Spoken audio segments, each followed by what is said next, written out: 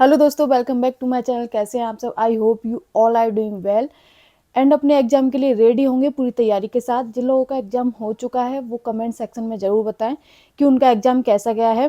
तो दोस्तों, जिन लोगों का एग्जाम अभी नहीं हुआ है उन लोगों के बारे में मैं आज आपके लिए कुछ डिस्कशन करूँगी कि उन लोगों को अब क्या करना है जिनका एग्जाम अभी तक नहीं हुआ है।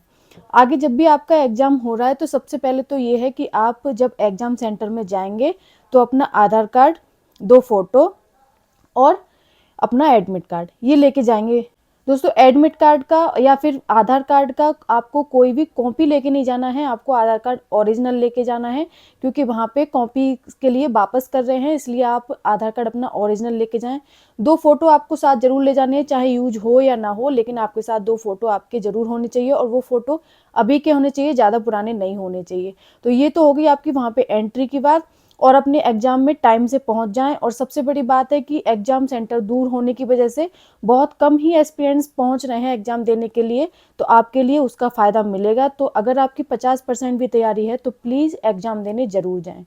तो यही मेरा सजेशन रहेगा कि अगर आप एग्जाम देने जाएंगे तो शायद आपके लिए कुछ चांस मिले। तो अब जिसका भी एग्जाम है उसके लिए मैं कुछ टिप्स बताती हूँ कि आपके लिए क्या करना है इसमें लास्ट दिन में या फिर जब भी आपका एग्जाम है तब तक।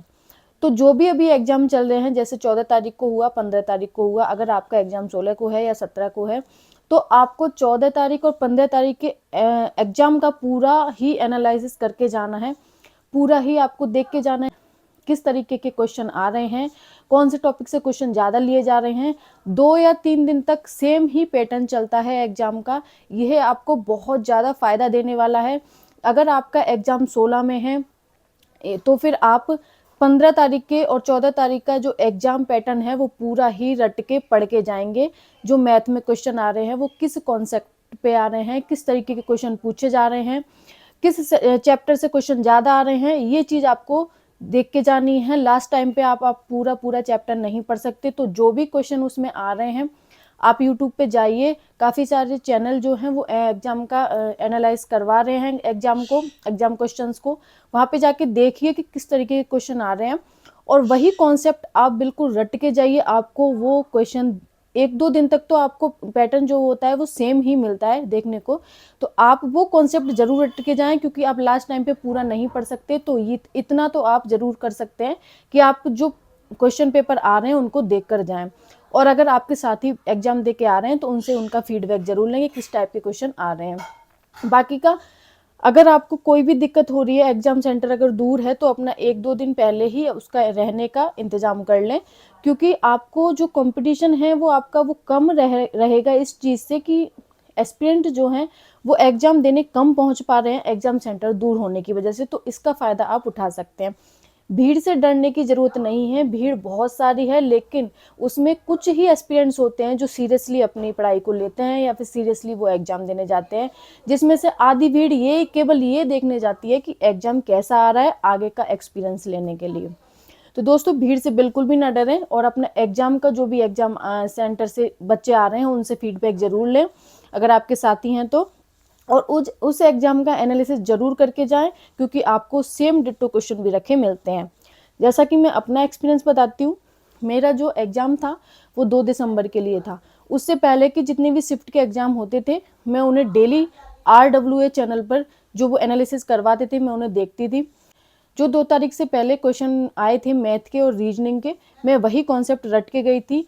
तो दोस्तों, आप विश्वास नहीं करोगे कि वही डिट्टो क्वेश्चन मुझे बस उनका जो था नंबर था वो चेंज था और लेकिन कॉन्सेप्ट बिल्कुल सेम था। तो आप वो कॉन्सेप्ट अगर रट के जाएंगे तो आपको बहुत ज़्यादा फ़ायदा मिलेगा एग्जाम में जाके। तो आप ये चीज़ ध्यान रखिएगा और मेरी तरफ से आपको सबको ऑल द बेस्ट। बिल्कुल एग्जाम में जाके घबराना नहीं है। और सबसे मेन चीज़ है कि एग्जाम के बाहर बैठ के एक संकल्प ले लेना है कि हमें निगेटिव मार्किंग नहीं करनी है, क्योंकि निगेटिव मार्किंग में आपके बहुत सारे नंबर कट जाते हैं। तो निगेटिव मार्किंग नहीं करनी है। अगर एक क्वेश्चन आपको मिल रहा है ऐसा कि आपको चारों में ही डाउट है, आपको बिल्कुल ही निल हो उस क्वेश्चन में, तो आप उस क्वेश्चन को मत लगा के आओ। अगर उसमें 2 ऑप्शन में आपको डाउट है तो आप एक ऑप्शन चूज कर सकते हैं, लेकिन आपको निगेटिव मार्किंग ज़्यादा नहीं करना है। और दूसरी बात, जो लोग सोच रहे हैं कि हमारा पहले एग्जाम है तो हमारा सिलेक्शन नहीं होगा या फिर हमें नुकसान होगा उस चीज़ का, तो आपको नुकसान नहीं होगा दोस्तों। वो जो आपका पहले एग्ज़ाम है या बाद में जो एग्ज़ाम रहता है, तो उन लोगों को थोड़ा-सा यही फ़ायदा होता है जो मैं आपको बता रही हूँ कि वो उन्हें पता चल जाता है कि एग्ज़ाम पैटर्न कैसा चल रहा है।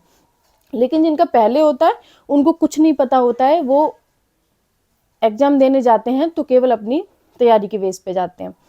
तो दोस्तों ये नहीं है कि आपको अगर आपका सबसे पहले एग्ज़ाम है और सबसे बाद में एग्ज़ाम है तो उसमें फ़र्क पड़ता है आपके नॉर्मलाइज़ेशन पे। अगर आपका सबसे पहले एग्ज़ाम है, आपको एवरेज नंबर के हिसाब से आपको नॉर्मलाइज़ेशन मिल जाता है पहले और बाद के।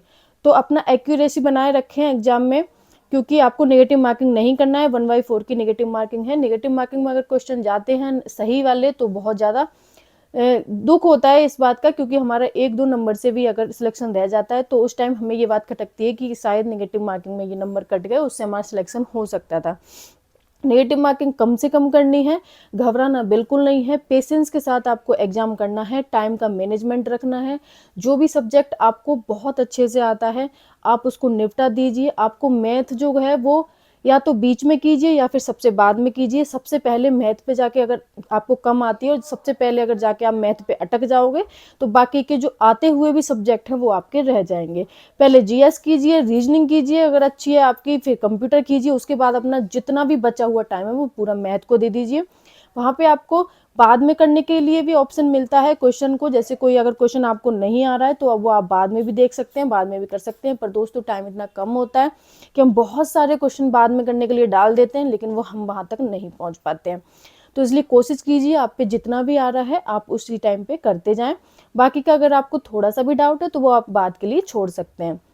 एग्ज़ाम के बारे में आपका कोई भी डाउट हो तो मुझे कमेंट सेक्शन में कमेंट कर सकते हैं। बिल्कुल भी डरना नहीं, घबराना नहीं है, अपना प्रॉपर तैयारी के साथ जाना है। जितनी भी तैयारी है कॉन्फिडेंस के साथ जाना है। अपना आधार कार्ड, 2 फ़ोटो और एडमिट कार्ड ओरिजिनल लेके जाना है, कॉपी नहीं चलेगी। और टाइम से पहले आपको एग्ज़ाम सेंटर पे पहुंचना है। लैब में बच्चे बता रहे हैं आगे कि बहुत कम बच्चे ही अटेम्प्ट कर पा रहे हैं, तो इससे डरना नहीं है भीड़ से आपको, क्योंकि आपको इस चीज़ का फ़ायदा मिलेगा। तो कैसी लगी वीडियो को लाइक करें, शेयर करें, चैनल को सब्सक्राइब करें। कोई भी डाउट हो तो कमेंट सेक्शन में कमेंट करें। Thank you so much for watching me.